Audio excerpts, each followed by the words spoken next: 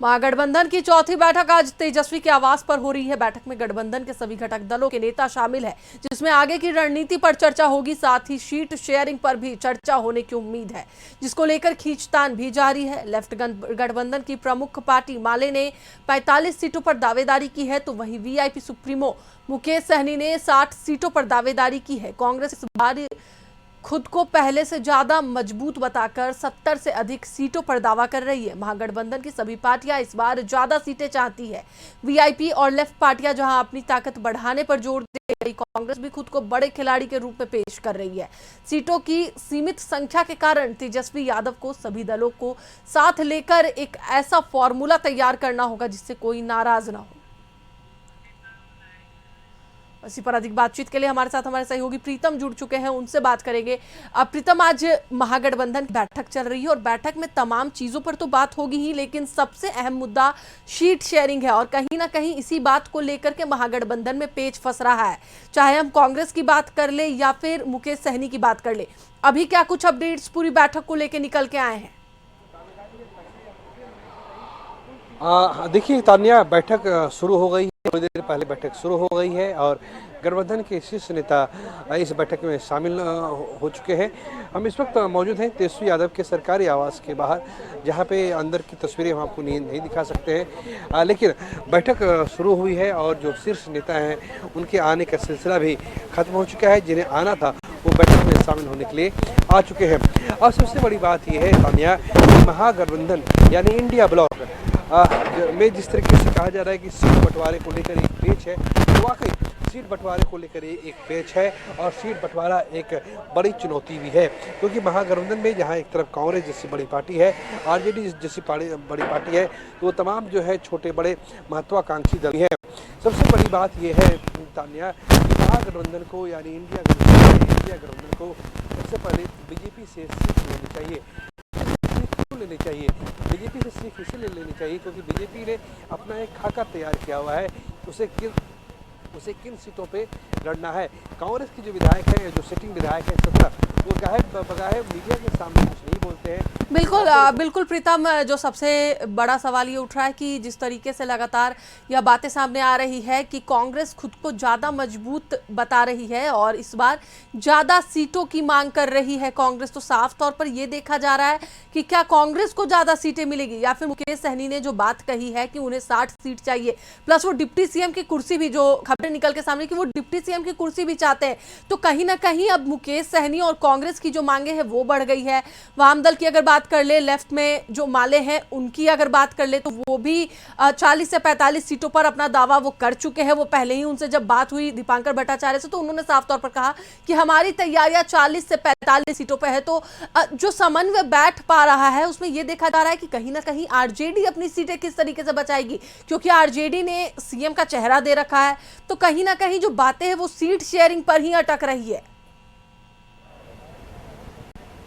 बिल्कुल, seat sharing ही मुद्दा है, वरना आप लगातार 10 बैठक कर लीजिए और सीट शेयरिंग पे कुछ सहमति नहीं बन पाती है, उसका कोई तो ऐसी बैठकों का कोई महत्व नहीं रह जाता है। अब गठबंधन में जो पार्टियां शामिल हैं उनका एक अधिकार बनता है कि वो ज़्यादा से ज़्यादा सीटें मांगे, लेकिन सबको अपनी हैसियत का अंदाजा है।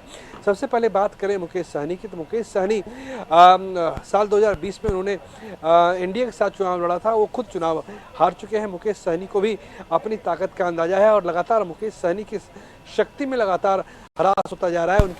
उनकी जो ताकत है, जो उनकी सियासी हैसियत है, उसमें लगातार कमी आती जा रही है। तो जहाँ तक मुकेश सहनी की बात है, उन्होंने जितनी की मांग की है उतनी सीटें उन्हें कदापि नहीं मिलेगी। उन्हें आधी सीटें भी मिल जाए या उनकी जितनी मांग है उसके अगर 10-20% सीटें भी मिल जाए तो यही मुकेश सहनी के लिए काफ़ी होगा। सबसे बड़ी पार्टी है राष्ट्रीय जनता दल, जिसका एक बड़ा सामाजिक आधार है और उसके सामने चुनौती है कि जिस तरह से 20 साल से सत्ता का सूखा उसके सामने है, उस सूखे में अब फसल उगाने की बारी है। एक तरफ जहां मौजूदा नीतीश कुमार सरकार के खिलाफ जबरदस्त एंटी इनकम्बेंसी है, हर क्षेत्र में उसे महसूस किया जा रहा है, तो महागठबंधन के सामने चुनौती है कि वो इस 20 साल की एंटी इनकम्बेंसी को किस तरीके से अपनी तरफ केंद्रित कर सके। सबसे बड़ी बात यह है तानिया, जो गौर करने वाली बात यह है मैं भी कह रहा था कि महागठबंधन को या सबसे बड़ी पार्टी आरजेडी और कांग्रेस को भाजपा से सीखने की जरूरत है। भाजपा ने एक खाका तैयार कर लिया है कि उसे कितनी सीटों पे चुनाव लड़ना है और उसने लगभग अपनी तरीके से अगले कुछ दिनों में या कुछ महीनों में टिकटों का बंटवारा भी कर लेगी। यानी चुनाव की घोषणा से पहले सितंबर में चुनाव की घोषणा होनी है। महागठबंधन में ऐसा कुछ तय नहीं होता है। आपको याद होगा कि जब साल 2024 का लोकसभा का चुनाव लड़ा जा रहा था तो सबसे पहले आरजेडी ने बिना किसी समन्वय के अपनी तरफ से सिंबल बांटना शुरू किया था और लोकसभा चुनाव की पहले चरण में जहां चुनाव हुए थे जमुई, गया, औरंगाबाद चलिए बिल्कुल प्रीतम, साफ तौर पर देखा जा रहा है कि गठबंधन की बैठक चल रही है। अब सीट शेयरिंग पर बात होगी। हालांकि देखने की बात यह होगी कि समन्वय किस तरीके से बैठता है, किसे कितनी सीटें मिलती है और कौन सी सीटें मिलती है। फिलहाल बहुत बहुत धन्यवाद पूरी जानकारी के लिए। तो एक बार फिर से आपको बता दें कि महागठबंधन की यह चौथी बैठक इस साल की बताई जा रही है। अब देखना यह होगा कि इस बैठक में फलाफल क्या निकल के आता है। जेडीयू प्रवक्ता नीरज कुमार ने महागठबंधन की बैठक पर तंज कसा है। उन्होंने कहा कि तेजस्वी के सरकारी आवास की जगह महुआ बाग में बन रहे भ्रष्टाचार की इमारत में बैठक कर लेते, वहां पर प्रत्येक दिन लालू यादव का जाना होता है। करना उनका अधिकार है।